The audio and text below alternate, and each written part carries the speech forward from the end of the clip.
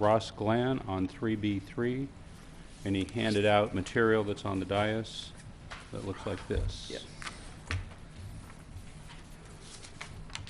If you could give your name and address for the record, please.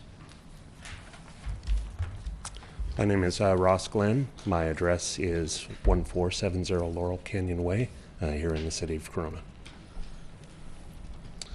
Mr. Mayor, City Council members, thank you for allowing me to speak. As I said, my name is Ross Glenn, and I am the president of the Aire Homeowners Association, representing the 60 homeowners and their families living in the city of Corona in the area of the Aire Street, Laurel Canyon Way.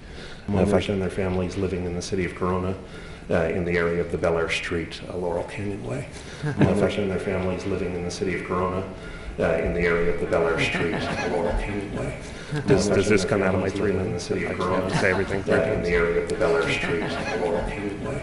Does this come out of the aerial map shown is an area of the 3B3 grading project. The grading is going to take place in the aerial map shown is the map.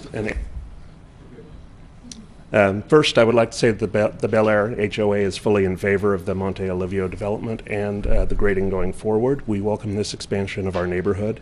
However, as a group, we have serious concerns about traffic safety around our homes when the new development is complete. Fortunately, this council has the power to partially mitigate these concerns with no budget impact.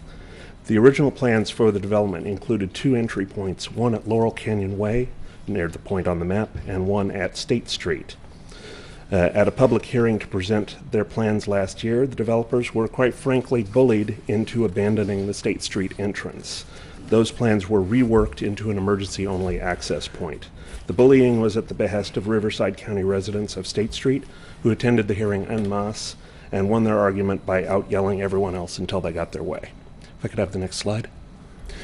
These are the homes on Laurel Canyon Way, along with the single egress point on Laurel Canyon Way in the bottom right-hand corner. With only a single egress point remaining, we have serious safety concerns about the corner of Laurel Canyon Way and Old Temescal Road. This intersection is actually an uncontrolled blind left-hand turn. This map shows the approximate location of the Monte Olivio entrance point as a gray dot in the lower right-hand corner. Most homeowners in this area use Laurel Canyon for egress. It is likely that all 103 homeowners in the new development will also be using this Laurel Canyon egress. This blind turn is going to go from serving 13 homeowners to serving 116. In short, without this second egress, traffic over this blind hillside turn will increase 9-fold. 9 times as many cars will be attempting to negotiate this turn as do today. Further, this is an east-west street, which means they're going to be doing it with the sun in their eyes or the sun behind them casting long shadows. If I could get the next slide, please.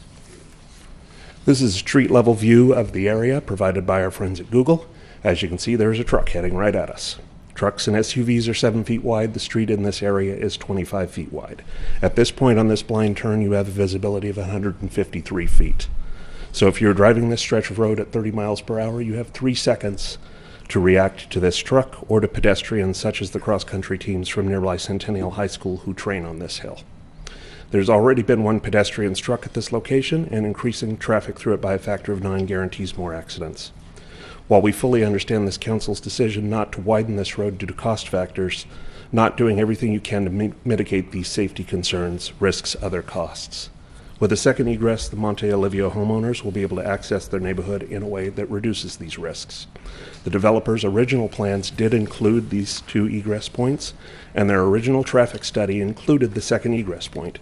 That study confirmed that State Street can easily handle the load, more easily than Old Temescal Road can, in fact, and certainly better than Old Temescal can alone. Everyone benefits from this change: the existing homeowners, the new homeowners, the developers, and yourselves. The only people who will complain will quite frankly be a few bullies who regard State Street as their private boulevard. The members of the Aire Homeowners Association urge this council to instruct the developers to change their grading plans for this emergency egress access point back to a second full access point. I assure you the developer would welcome this minor change to their plans, as will your voters. Thanks for your time. Can we get clarification from the city attorney whether this is even a discretionary item at this point?